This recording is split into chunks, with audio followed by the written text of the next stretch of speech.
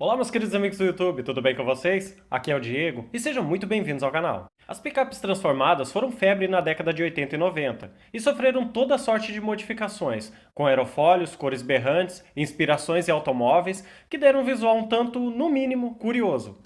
E dessa época que o país estava fechado para importações, separei 10 modelos especiais e raros da D20. Fiquem comigo até o final desse vídeo, estarei explicando de uma forma resumida o porquê que essas caminhonetes saíram de linha.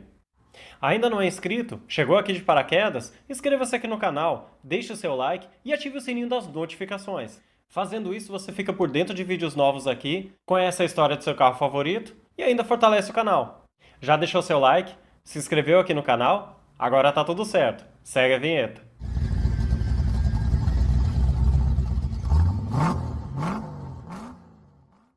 A Engenharia de Veículos e Motores de São Paulo, a Invemo, fabricou a Blazer conversível.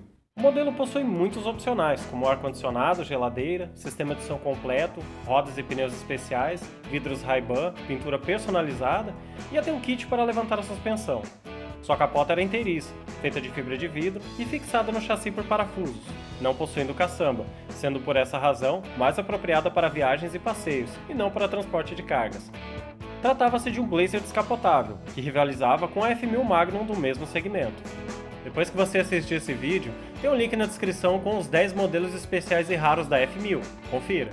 Exemplo de transformações bem-sucedidas e com qualidade reconhecida pela própria GM foram as da Brasínca, como a Passo Fino, que utilizava o chassi da Chevrolet A20 e C20, de cabine simples. A parte traseira da Passo Fino consistia de uma capota de fibra de vidro com estrutura interna tubular. Tanto o Passo Fino quanto o Manga Larga tinham a mesma capota, mesmo vidro lateral traseiro e mesma tampa traseira superior e inferior, incluindo o mesmo vidro traseiro. Foi fabricado até 89, com o lançamento do Bonanza. Mais um detalhe, apenas as motorizações Chevrolet 4.1 de 6 cilindros eram oferecidas até então. A inclusão de caminhonetes de uso misto acima de 1.000 kg de carga útil nos veículos que poderiam ter motor diesel só foi permitida a partir de 1990. Com isso, apenas os utilitários Bonanza e Veraneio originais da Chevrolet passaram a ter essa opção. Já o Manga Larga era montado sobre o chassi da cabine dupla 4 portas, sem maiores modificações. Eram modificadas para transportar até 9 passageiros, com direito a todos os requintes de época, como refrigerador, videocassete, televisor, bancos de couro Recaro, entre outros. Na parte traseira, ela recebia vidros que invadiam parte do teto. Parecia até uma coincidência de desenho feliz, mas na verdade era um detalhe para homenagear o Brasínca 4200 GT, de 1964, que tinha sua porta estendendo-se até o teto para facilitar o acesso ao interior do carro. Já o Andaluz era uma picape de cabine dupla com 2 portas. Durante a produção do Passo Fino e do Manga Larga, a Brasínca firmou outro contrato com a GM, o de fornecimento de um kit composto pelo chassi da cabine simples, com caçamba curta, para a produção de um novo modelo pela Brasínca, o Andaluz. O veículo possuía o mesmo e primoroso nível de acabamento do Passo Fino e do Manga Larga, mesmo detalhe de vidro lateral traseiro envolvente com o teto, rodas especiais e demais acabamentos no padrão Brasínca. O Andaluz saía com motor a álcool ou gasolina, e com opcional havia também o motor a diesel. Na sequência vinha o Marchador, feito na mesma época do Andaluz. Tratava-se de um veículo com cabine estendida, todo de chapa de aço, que usava o chassi da D20. Um grande diferenciador dos veículos da Brasínca, em relação às picapes e demais peruas transformadas, era que seus veículos não possuíam nenhum recorte ou modificações grosseiras em sua montagem. Todas as peças eram estampadas e montadas na linha de produção, com solda a ponto e pintadas na linha de pintura. Esse veículo resolvia o problema de uma cabine simples, contando com mais espaço interno para bagagens e outros objetos que se desejava deixar dentro da cabine. Ela teve uma vida extremamente curta, com pouquíssimas unidades vendidas. Talvez você esteja se perguntando, por que a Brasínca carrega nomes de cavalo em suas picapes? Bom, a resposta é simples.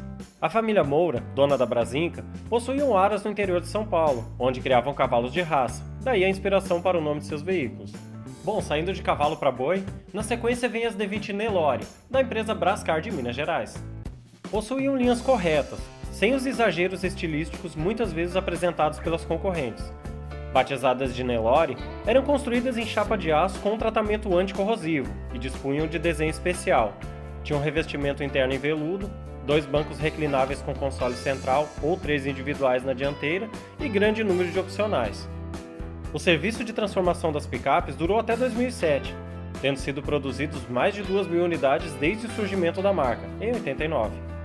A empresa paulistana Walk construiu a Blazer, uma cabine dupla.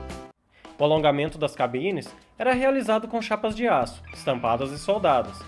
O acabamento interno, como de praxe, personalizado e usualmente luxuoso, com revestimentos especiais e diversos itens de lazer e conforto, inclusive sofá-cama, televisão e ar-condicionado. A empresa disponibilizou de imediato versões com janelas normais ou panorâmicas, essas em vários tamanhos, para toda a linha. Em 88, a Walk lançou a cabine dupla 3 volumes, sobre o chassi normal, com para-brisa traseiro curvo e inclinado, e caçamba fechada com tampa aerofólio, tal como os porta-malas de automóveis, formando uma espécie de sedã gigante. Lançou ainda outra com estilo hatchback e 2 grandes apliques triangulares em plástico preto nas laterais, imitando as falsas saídas de ar do recém-lançado Cadete. Uma das mais ativas transformadoras de picapes da década de 80 e 90 foi a Sidecar. Esta criou a Montana, feita sob o chassi da D20 e executada em chapas de aço, recebendo tratamento contra a ferrugem. A oferta de acessórios e equipamentos era diversificada: ar-condicionado, poltronas giratórias, bancos traseiros conversíveis em cama, vidros elétricos, guincho, quebra-mato, rodas de liga. Mais tarde, ela passou a se chamar Indiana e teve também uma versão estilo Blazer chamada Nevada. A mais antiga transformadora de veículos no país, a Sulan, apresentava o modelo Blazer, com base na C20, entre eixos diminuído, suspensão 6 cm mais alta e uma grande tampa traseira de abertura lateral, tinha laterais contínuas, sem sinais da divisão entre cabine e a antiga caçamba. Possuía largadores nos paralamas, pneus largos, vidros verdes, estepe montado externamente sobre a base basculante e para-choques envolventes. O interior trazia bancos dianteiros individuais, anatômicos e reclináveis, com direção hidráulica, volante esportivo, retrovisores elétricos, teto solar, controle central revestido com o mesmo tecido de estofamento e opcionalmente ar-condicionado. O alongamento da capota, e em todas as transformações, sempre seria feito com chapas de aço soldadas. E ainda nessa onda de monoblocos, a Sulan fez uma adaptação um tanto diferente na D20. Lançada no final de 1990, o Cross Trail era uma picape Chevrolet compacta, onde caçamba e cabine eram soldadas formando um monobloco, com entre-eixos 33 cm mais curto e cabine 30 cm maior, decorado com paralamas alargados, saias e bancos esportivos. Contava também com toda sorte de itens de conforto, como direção hidráulica, ar-condicionado, geladeira, toca-fitas, estofamento de couro, dentre outros.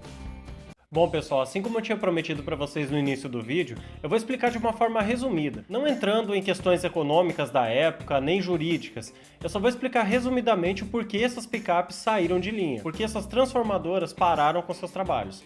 O ex-presidente Fernando Collor lançou uma das suas frases de efeito: "Os carros brasileiros são carroças". Tá, mas e aí, por que ele disse isso? Ele fez uma crítica que evidenciava o quanto os nossos carros aqui eram defasados.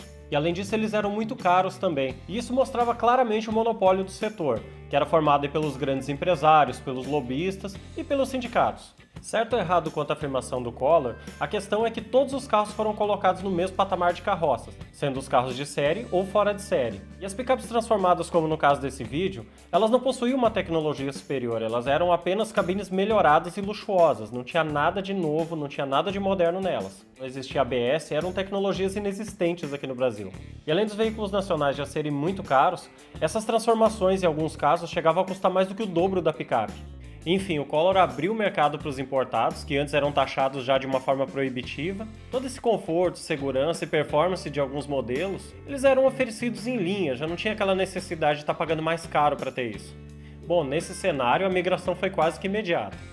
E aí os veículos e as picapes transformadas, isso incluindo os veículos fora de série, foram perdendo o fôlego, foram enfraquecendo, até que encerraram as atividades, já por estar sem mercado. E eu tenho certeza que vocês têm algumas teorias sobre isso. Se vocês já viveram nessa época ou conhecem mais o contexto histórico, deixe aqui nos comentários, vamos trocar conhecimento sobre isso. É importante eu saber a opinião de vocês também. Lembrando que é só um contexto histórico, não é partidarismo, não é nada disso. Fiquem frios, hein?